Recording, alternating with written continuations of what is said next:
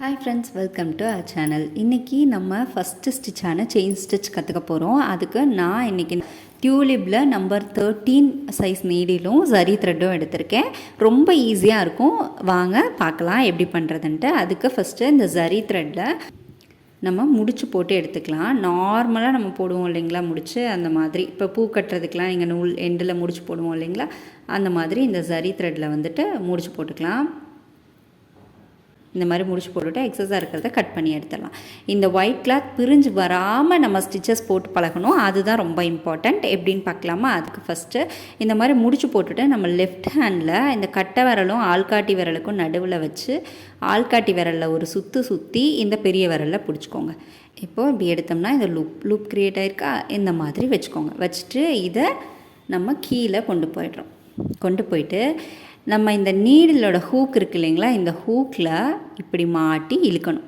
அதுதான் நம்மளுடைய கான்செப்டே. இவ்வளோ தான். இந்த ஜரி த்ரெட்டை இந்த ஹூக்கில் நம்ம மாட்டி இழுத்து ரொட்டேட் பண்ணி நம்ம ஸ்டிச்சஸ் கொண்டு வர போகிறோம். ஓகேங்களா? எப்படி பண்ணுறதுன்னு பார்க்கலாம். இந்த ஹூக்கோட பொசிஷன் பார்த்திங்கன்னா நம்ம எந்த டைரெக்ஷனில் ஒர்க் பண்ணுறோமோ அந்த டைரெக்ஷனில் இருக்கணும். ஓகேங்களா? இப்படி உள்ளே இன்சர்ட் பண்ணிக்கிறோம். அடியில் இந்த லூப்பை ஹூக்கில் மாட்டி மேலே இழுத்துக்கிறோம். ஓகே, நல்லா டைட்டாக எடுத்துக்கோங்க. ஃபஸ்ட்டு லூப் நமக்கு வந்துருச்சு. அடுத்து பார்த்திங்கன்னா இப்போ இந்த த்ரெட்டை நீடிலோடு சேர்த்து உள்ளே இறக்கிட்டு அடியில் இருக்க த்ரெட்டை வந்து இந்த இடத்துலேருந்து நான் இப்படி ரொட்டேட் பண்ணுறேன். ஓகே, பாருங்கள், இங்கிருந்து ஹாஃப் மட்டும் ரொட்டேட் பண்ணுறேன். ஹாஃப் சர்க்கிள் நான் ரொட்டேட் பண்ணி நிறுத்திக்கிட்டேன். நீடில் மேலே எடுக்கிறேன். இந்த ஃபேஸ் வரைக்கும் வந்ததுக்கப்புறமா நீடில் நல்லா கவனிச்சுக்கோங்க. இப்போ நான் இப்படி பிடிச்சிருக்கேன்னா நீடில் இப்படி ட்விஸ்ட் பண்ணுறேன். ட்விஸ்ட் பண்ணி ஹூக்கு பேக்வேர்டில் வந்துடுச்சு, தெரியுதுங்களா?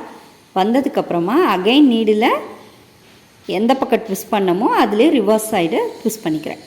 இறக்குறேன்.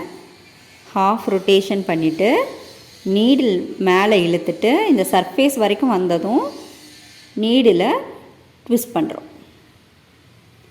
ட்விஸ்ட் பண்ணி மேலே வந்ததுக்கப்புறமா ரிவர்ஸில் போகிறோம்.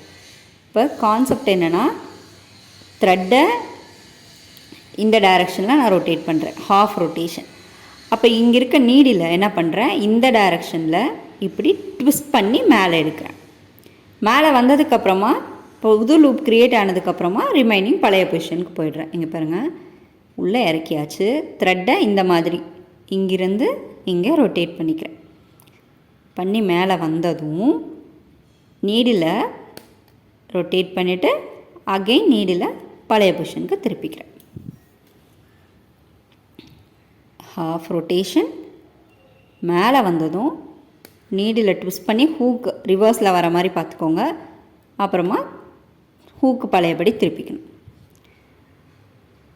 மேலே வந்ததும் ரொட்டேட் பண்ணுறோம். இப்போ இப்படி போயிடக்கூடாது. நம்ம எந்த டைரெக்ஷனில் ரொட்டேட் பண்ணுறோமோ அதே டைரெக்ஷனில் போனீங்கன்னா தான் நார்மலாக க்ரியேட் ஆகிட்டு வரும். இல்லைனா ஒரு ட்விஸ்ட் வந்துடும் உங்களுக்கு. இப்போ பாருங்கள், நான் இப்படி போயிட்டேன்னா இந்த இடத்துல ஒரு ட்விஸ்ட் தெரியுதா உங்களுக்கு? இதில் எல்லாம் தெரியாது, இந்த இடத்துல தெரியும். ஸோ இப்போ நார்மலாக எப்படி வரோமோ இங்கே ஒரு சுற்றிட்டு மேலே வந்துட்டு ஒரு ட்விஸ்ட்டு, அதேல ரிவர்ஸில் ட்விஸ்ட் பண்ணி போயிடணும். இவ்வளோ தாங்க செயின் ஸ்டிச்சு. இது நீடில் மட்டும் நீங்கள் ஸ்ட்ரெயிட்டாக வச்சு ப்ராக்டிஸ் பண்ணிக்கோங்க. வளைக்கிறதுக்கு ஈஸியாக இருக்குன்ட்டு நம்ம சாய்ச்சி எடுத்தோம்னா த்ரெட்டு பிடிச்சி இழுத்து உங்களுக்கு முடித்ததுக்கப்புறமா ஒரு மாதிரி சுருக்கிட்டு வந்துடும். ஓகே, இவ்வளோ தான் செயின் ஸ்டிச்சு. இதே மாதிரி நீங்கள் ஒரு 4 லைன் ப்ராக்டிஸ் பண்ணி செயின் ஸ்டிச் நீட்டாக ப்ராக்டிஸ் வச்சுக்கிட்டிங்கன்னா அடுத்தடுத்த ஸ்டிச் நமக்கு ரொம்ப ஈஸியாக இருக்கும். ஓகே, நம்ம எண்ட் நாட் வந்து லாஸ்ட்டாக போட்டு பழகிக்கலாம். அதுக்கு என்ன பண்ணலான்னா, இப்படி கீழே கட் பண்ணி விட்டுட்டு மேலே இழுத்து விட்டுட்டோம்னா இந்த ஸ்டிச்சஸ் வந்து பிரியாது. Okay, thank you.